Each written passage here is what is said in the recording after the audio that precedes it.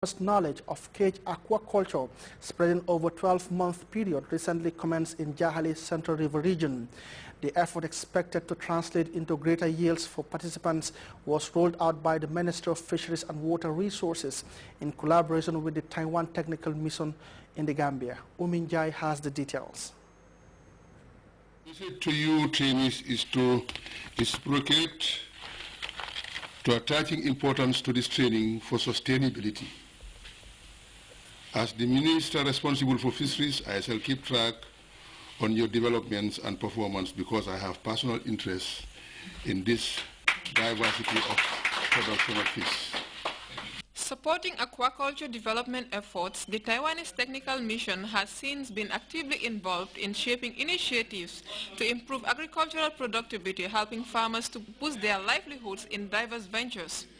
Here in the Central River region, the Taiwan Technical Mission is embarking on training fish farmers on cage aquaculture. This year-long training is intended to improve knowledge of fish farmers on cage aquaculture, yet the initiative could doubly help to increase domestic incomes.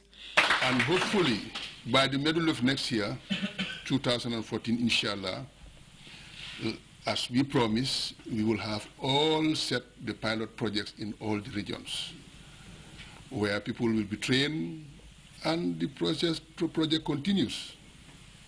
It's a matter of you being interested, learn the trade, and go into it. We have abundant of waters, both in our rivers, even underground water. We have enough. And I mean, this is the beauty of why we should develop the aquaculture part of it. The Fisheries Minister, Mas Agzigai, expressed gratitude to the Taiwanese government on aligning their cooperation and contribution towards the development of aquaculture, with particular focus on building local capacity. I will once again thank our friends and brothers, the mission from Taiwan. They've been a friend and they've been assisting us in this venture. Today, we've discovered the cheapest means of additional aquaculture in this cage method.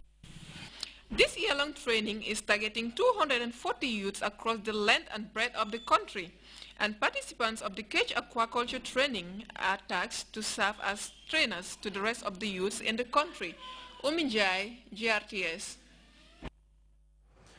The results of the Gambia Basic Education Certificate examination are out, and education officials have taken note of what they perceive as notable improvements in the performance of schools outside the Greater Banjul area.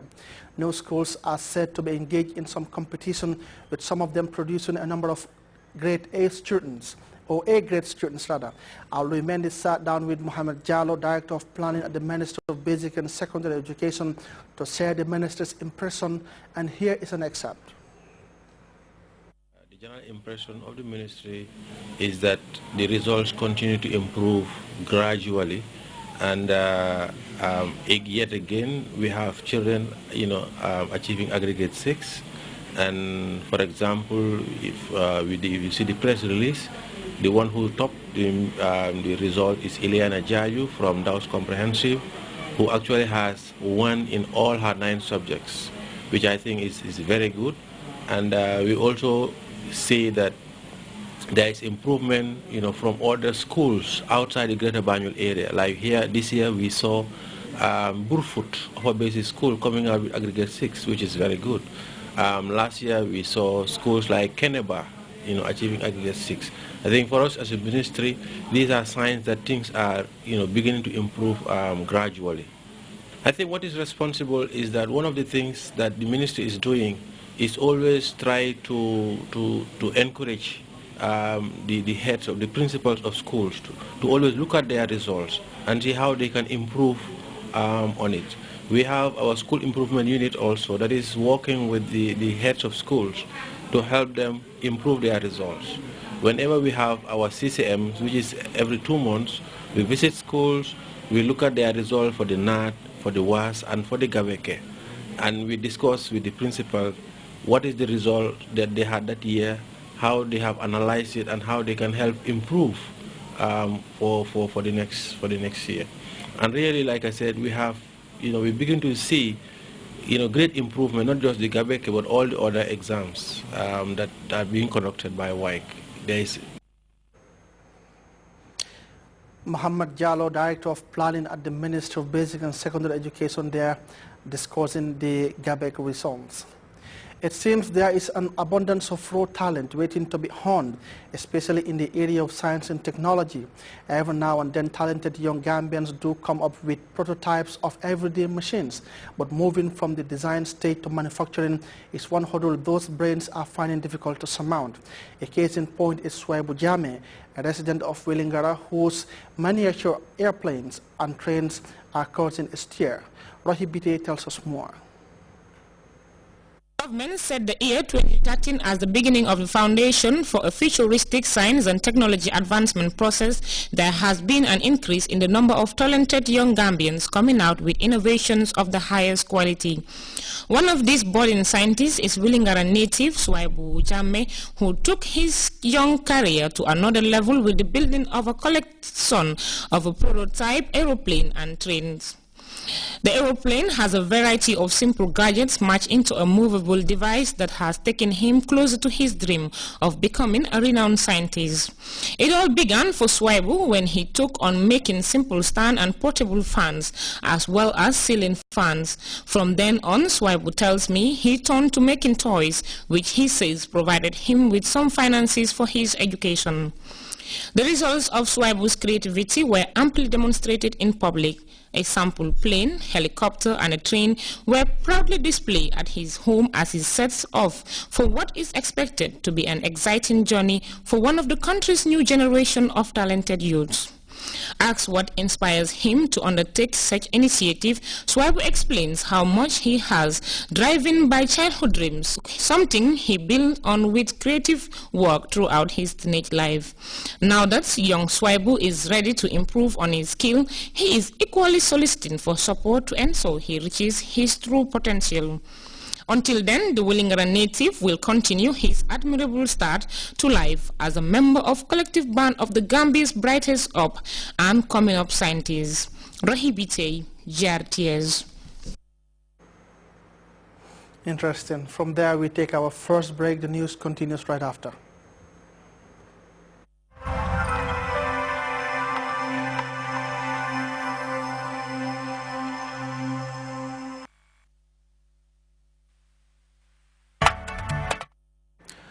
Welcome back. U.S. President Barack Obama has won the support of key Democrat and Republican leaders in the House for military action against Syria, but the White House is still seeking congressional approval for a strike. Jim Schroeder has more.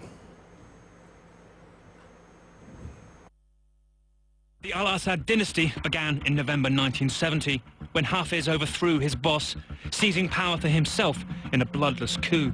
He consolidated his power by, again, rooting out enemies, installing loyalists in key intelligence, security, and military units, rewarding them with perks, using corruption as a way to also win their loyalty, and just being very street smart and very clever. Being from a minority group, the Alawites, Hafez al-Assad knew he had to broaden his power base if he were to stay in power.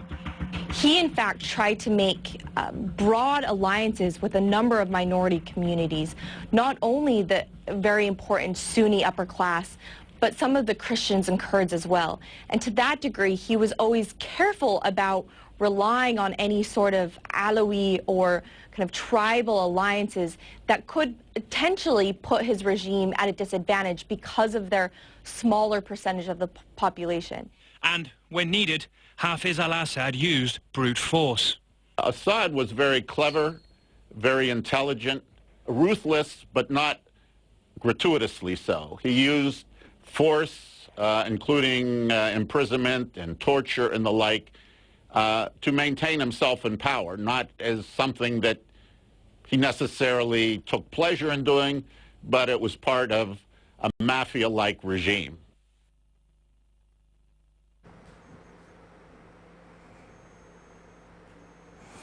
As the violence continues in Syria, CNN is taking an exclusive look at the Al-Assad dynasty.